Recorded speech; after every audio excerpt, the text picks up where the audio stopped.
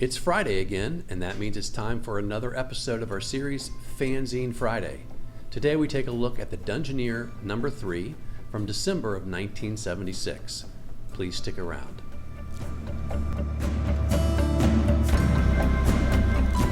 Welcome back to the channel, Old School Rules, where we celebrate the community of old school gamers and grognards who love classic RPGs, miniatures, magazines, and everything that goes with them. This is the third week in a row for Fanzine Friday.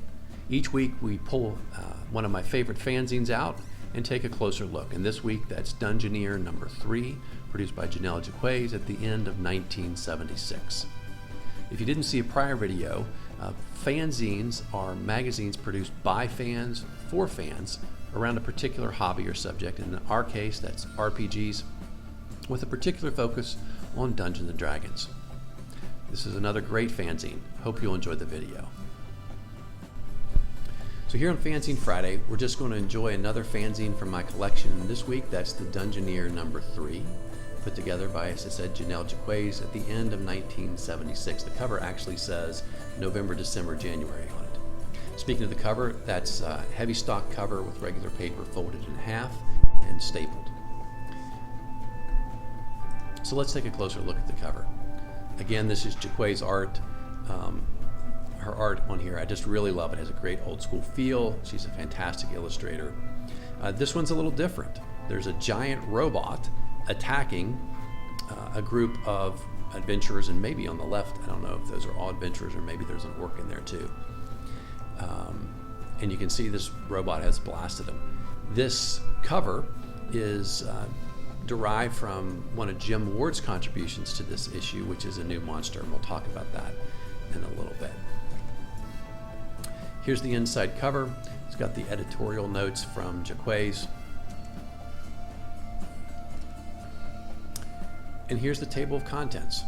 The publisher's note we just took a look at. And then we have just 3 things in this episode. The Arcane Elders, which is fiction, continuing a story from issue 1 and 2.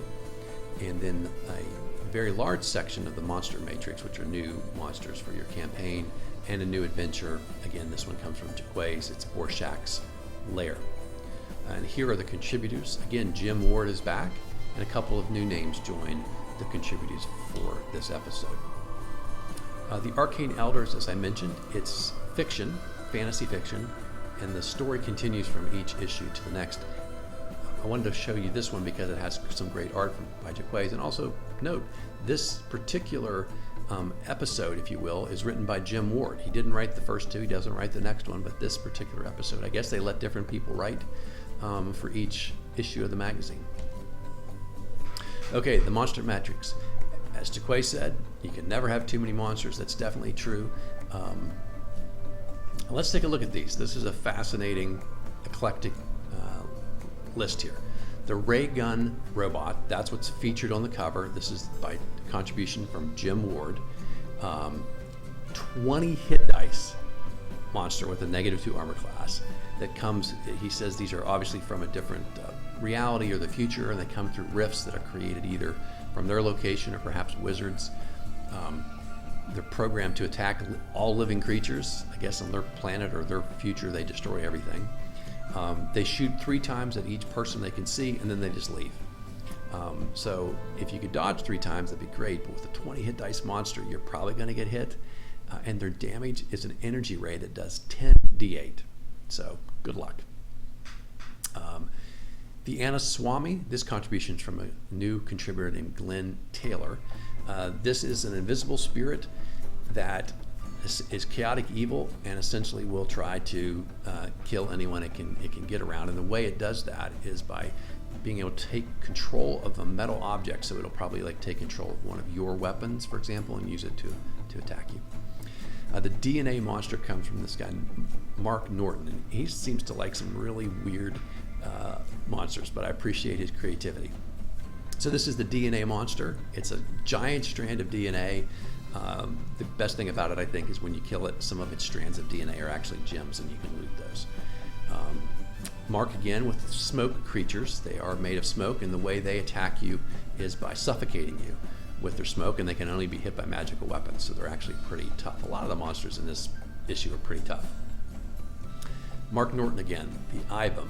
There's a drawing by Jaquays over here on the side. It's a multi-mouth, multi-eyed, multi-tentacled monster that just sort of reminds me a little bit of a roper, but it looks a little different, I suppose. Then Mark Norton has two things here, drawls and snake turtles. And I don't know if it's a mistake or not, there's no description, they just have stats. And so you can sort of see a drawing of a snake turtle, and then the draw I'll show you a picture of.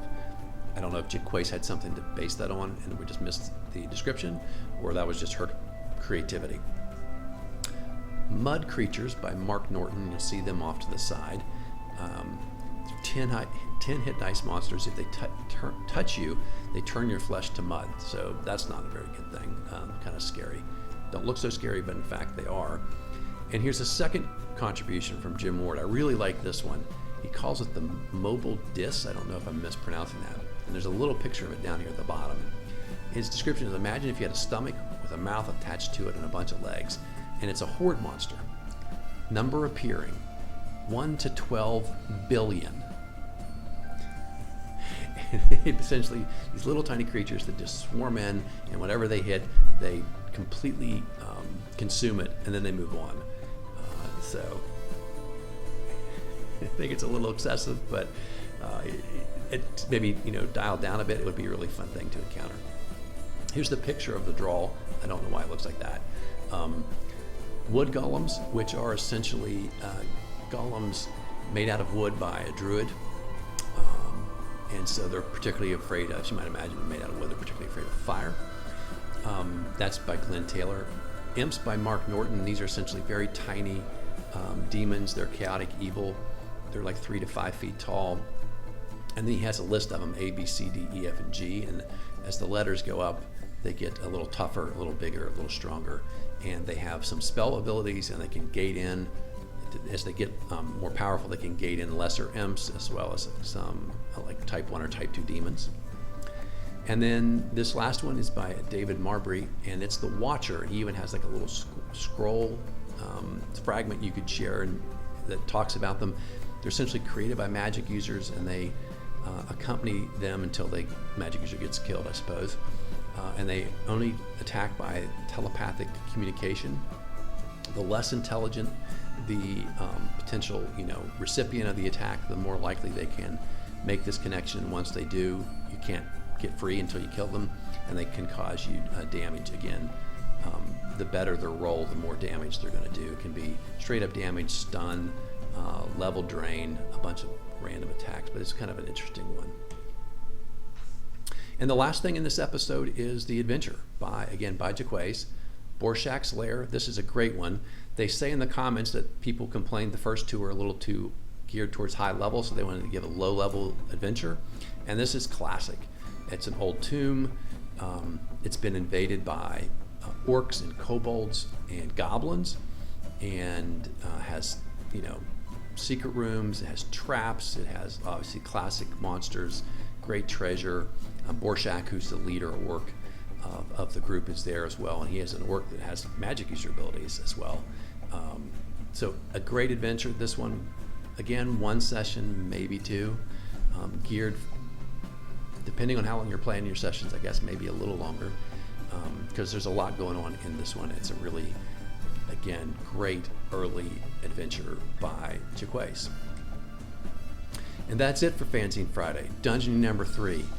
Only 3 things to mention in there, but they are all fantastic.